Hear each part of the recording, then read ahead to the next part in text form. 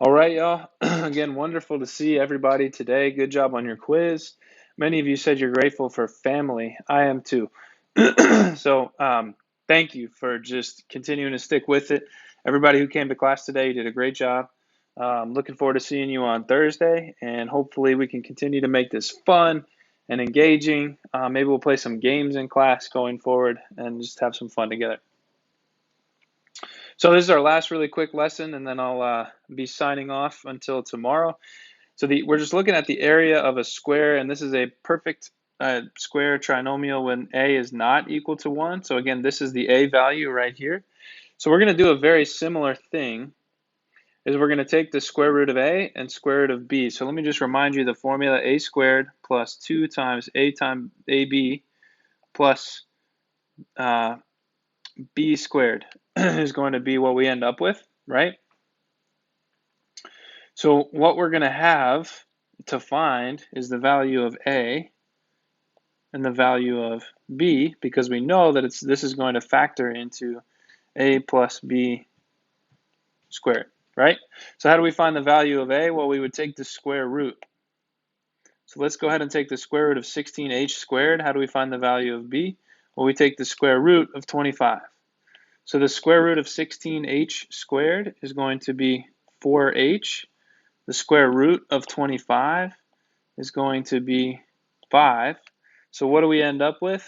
Well, we end up with 4h plus 5, all of that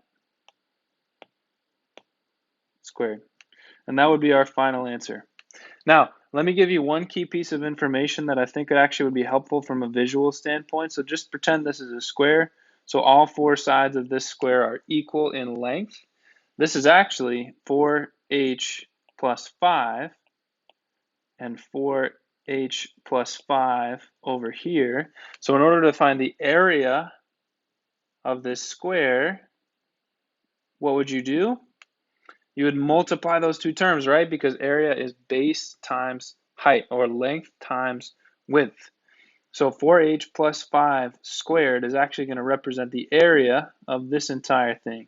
So if it helps you to learn spatially, just think about 2 sides of a square, and really that's all we're doing is squaring that value. And again, if you expanded this value out, you would get 16h squared plus 40h plus 25 if we used FOIL.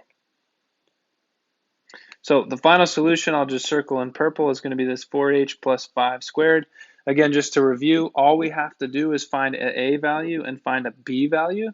And a we find by taking the square root of 16h squared. B we find by taking the square root of 25.